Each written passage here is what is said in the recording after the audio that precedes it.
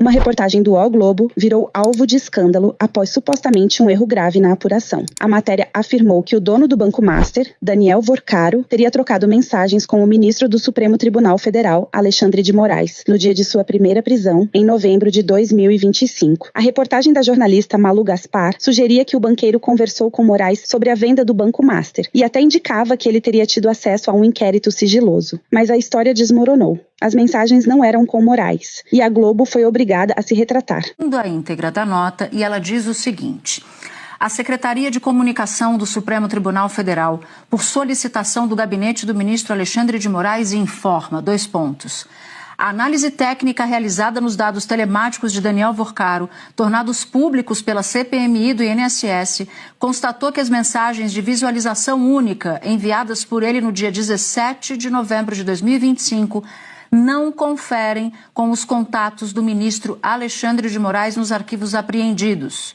No conteúdo extraído do celular do executivo pelos investigadores, os prints dessas mensagens enviadas por Vorcaro estão vinculados a pastas de outras pessoas de sua lista de contato e não constam como direcionadas ao ministro Alexandre de Moraes. A mensagem e o respectivo contato estão na mesma pasta do computador de quem fez os prints, Vorcaro. Ou seja, fica demonstrado que as mensagens, os prints, estão vinculados a outros contatos telefônicos no computador de Daniel Vorcaro, jamais ao ministro Alexandre de Moraes. Os nomes e contatos das pessoas vinculados aos respectivos arquivos não serão mencionados na presente nota em virtude do sigilo decretado pelo ministro André Mendonça, mas constam do arquivo que a CPMI do INSS disponibilizou para toda a imprensa. Portanto, o ministro Alexandre de Moraes está dizendo que as mensagens que Vorcaro escreveu num bloco de notas e depois mandou para um número supostamente dele, apontado como sendo dele, não é ele. E que ele possui, no material da CPMI, tornados públicos pela CPMI, a vinculação de quem seria o nome atribuído a ele. E o ministro afirma que, por meio de sua assessoria, que não informa que nomes seriam esses, porque o caso corre em segredo de justiça. Nesta semana, a CPMI do INSS ouviu a ex-secretária do Careca do INSS, Aline de Sá Cabral, e ela confirmou que o contador Alexandre Caetano dos Reis visitou o escritório do Careca. Alexandre é irmão de Letícia Caetano dos Reis, sócia de Flávio Bolsonaro num escritório de advocacia. A senhora reconhece? Aline, a senhora reconhece? Sim. É ele? Eu já vi essa pessoa. É ele? Que já foi lá na empresa? Esse é o senhor Alexandre Caetano. É importante as pessoas se atentarem a isso. Por isso que tem gente que tenta esconder e não traz algumas pessoas a serem ouvidas. A senhora falou que chegou a ver na empresa uma pessoa chamada Alexandre, correto? Sim. O nome dele era Alexandre Caetano? Ou dos Reis? Eu não sei o sobrenome. Era o contador? Eu tenho que ver foto pra saber. Se eu mostrar a foto, a senhora consegue identificar? Por favor, deixa uma foto pra mim. A senhora reconhece? Aline, a senhora reconhece? Sim. É ele? Eu já vi essa pessoa. É ele? Já foi lá na empresa? Esse é o senhor Alexandre Caetano. O contador de Careca, já convocado e ninguém marcou depoimento. Desde setembro. Estamos no mês de fevereiro, de março. E a irmã dele, a senhora Letícia, a sócia do clã Bolsonaro, ninguém marca a data do depoimento. Tá aqui, como disse o Rogério, isso aqui define muito bem. É ele.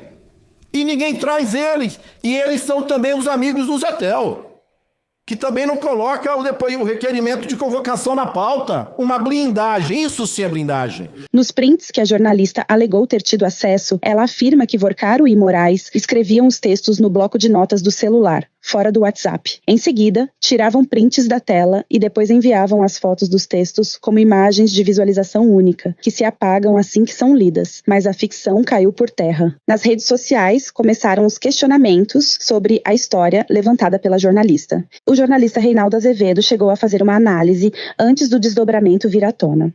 Como as mensagens que o Alexandre teria devolvido não são de leitura única, aí eu não sei, que é preciso ver que tipo de expertise técnica evidencia isso. Vou insistir num aspecto. A oposição pode fazer o que quiser.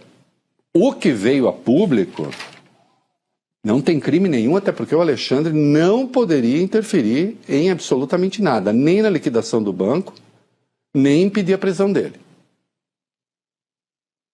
Zero. Ou então me apontem o caminho. Agora, ele contar, digamos que ele contando que ele estava tentando fazer o acordo com o Fictor para salvar o banco dele,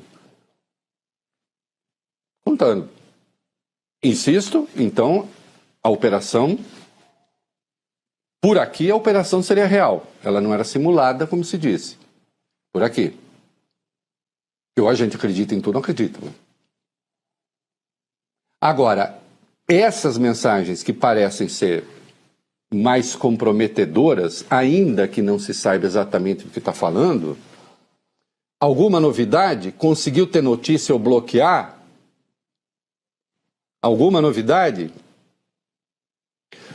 A primeira para uma pessoa, a segunda para outra pessoa.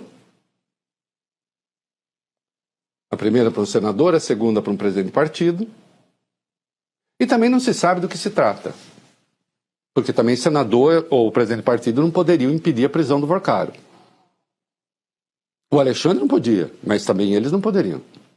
Claro. O fato é que no escândalo do Banco Master, os bolsonaristas estão enrolados até o pescoço. Pessoal, vou fazer umas perguntas sobre o escândalo do Banco Master e vocês me respondem se é coincidência ou não. Primeiro, quem comandava o Banco Central e permitiu a fraude bilionária do Banco Master? Roberto Campos Neto, que foi indicado por Bolsonaro. Coincidência?